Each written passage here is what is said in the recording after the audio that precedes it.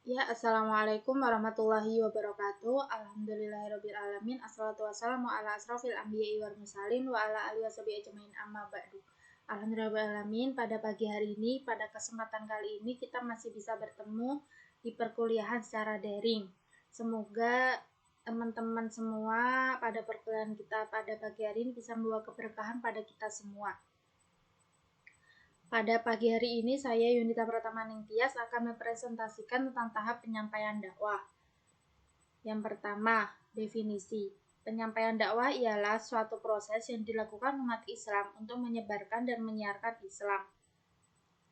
Next, yaitu tahap-tahap penyampaian pesan. Yang pertama, persiapan. Pada tahap persiapan ini merupakan tahap yang terpenting bagi seorang dai, bagi kesuksesan seorang dai. Karena pada tahap ini yaitu seorang dai bisa membangun rasa kepercayaan diri, bisa menghilangkan demam panggung, dan lain-lain. Adapun persiapan-persiapan dalam hal persiapan yaitu yang pertama menentukan tujuan.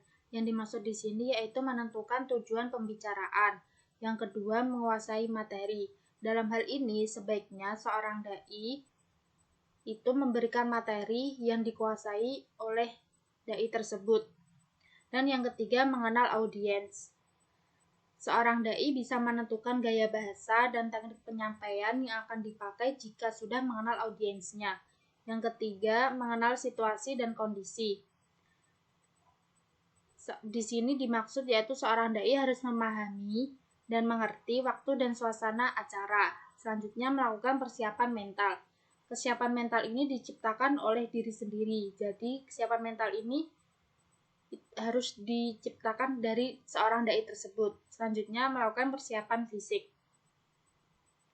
Contohnya di sini yaitu seumpama kalau seorang dai itu sakit, jadi jangan memaksakan diri untuk mengisi acara tersebut, atau contohnya dalam hal pakaian.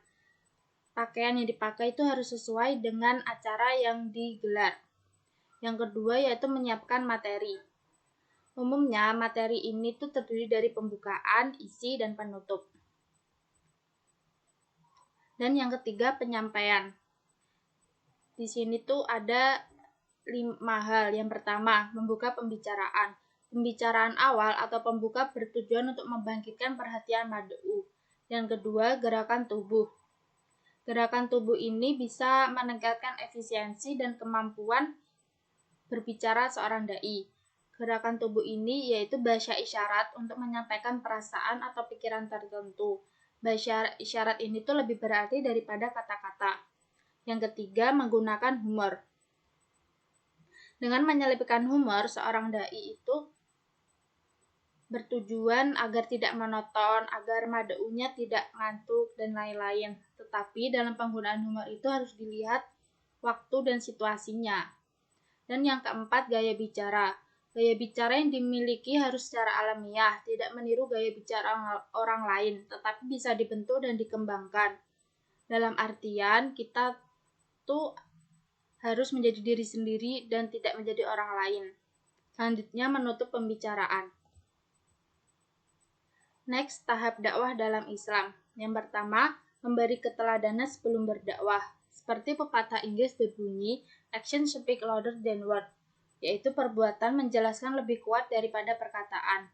Jadi, akhlak mulia seorang dai itu akan lebih membekas kuat pada mad'unya atau pada manusia di sekitarnya.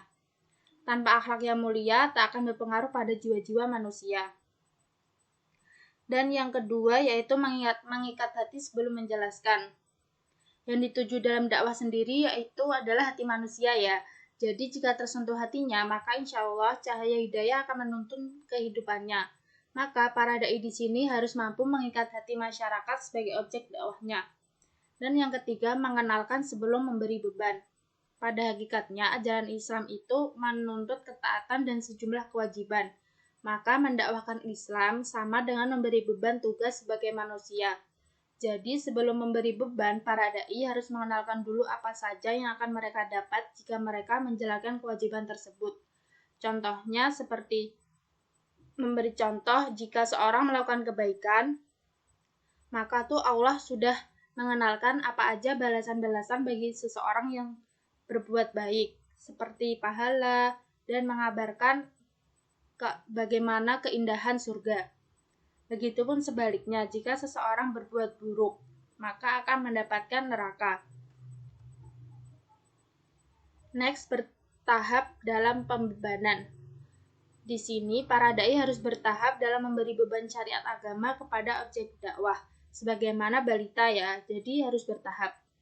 Contohnya, yaitu pelarangan miras di zaman Nabi SAW. Pada zaman tersebut, zat-zat yang memabukkan miras dilarang secara bertahap, yaitu awal mulanya Allah menjelaskan bahwa minuman itu lebih banyak mudaratnya daripada manfaatnya. Berikutnya ada perintah, janganlah sholat jika dalam keadaan mabuk miras. Lalu, dengan seiring berjalannya waktu, Allah melarang tegas semua jenis zat yang memabukkan. Selanjutnya yang kelima yaitu memudahkan bukan menyulitkan. Contohnya di sini yaitu dalam Islam ada perintah dan larangan, dan semua perintah itu dikerjakan sesuai dengan kemampuan. Misalnya jika seseorang sakit, boleh sholat dalam keadaan duduk, dalam keadaan tidur. Namun dalam hal larangan harus tegas sejak awal. Yang keenam yaitu yang pokok sebelum yang cabang. Dalam Islam itu ada hal yang pokok dan ada yang cabang. Aspek yang pokok itu lebih penting untuk ditanamkan pada pemahaman objek dakwah atau mad'u. Contohnya yaitu penjelasan rukun Islam dan rukun iman. Sholat 5 waktu itu hal pokok, dan di dalam bacaan dan gerakannya itu bersifat cabang. Yang ketujuh yaitu membesarkan hati sebelum memberi ancaman. Sejatinya hidayah dan takwa itu kan letaknya di hati. Contohnya yaitu pada kisah Nabi. Nabi Muhammad SAW mengatakan at-taqwa hahuna sampai diulang 2 kali sambil menunjuk dada beliau. Karena itu, maka dakwah itu harus menyentuh hati jika ingin efektif. Jadi, para dai, para penyuruh kebaikan dan pejuang dakwah itu harus membesarkan hati objek dakwahnya terlebih dahulu. Dan yang kedelapan yaitu memahamkan bukan mendikte. Para pendakwah harus memberikan pengertian yang baik, sebab jika hanya mendikte, maka bisa saja objek dakwah cepat bosan dan mudah melemah semangatnya jika terbentur masalah di kemudian hari. Dan yang kesembilan yaitu mendidik bukan memarahi. Seperti contoh kisah Anas bin Malik, sejak usia kanak-kanak menjadi pelayan di rumah Nabi Muhammad SAW. Selama 10 tahun bersama Rasulullah, Anas mengungkapkan, demi Allah saya telah berkhidmat kepada beliau selama 10 tahun dan beliau belum pernah sekalipun memukulku, mencelaku, dan bermuka masam kepadaku. Jadi seorang dai di sini yaitu mendidik, bukan memarahi, kamu harus gini, itu bukan. Jadi mendidik pelan-pelan dengan akhlak seorang dai yang baik. Di sini ada catatan, yaitu yang pertama, dai dalam menyampaikan dakwahnya itu harus sesuai dengan keadaan majelis taklimnya atau keadaan mad'unya, agar dakwah tersebut dapat diterima baik di masyarakat dan diterapkan dengan baik di dalam kehidupan sehari-hari mereka. Dan yang kedua yaitu cara seorang dai dalam menyampaikan dakwah atau pesan kepada mad'unya, yaitu dengan cara metode dakwah.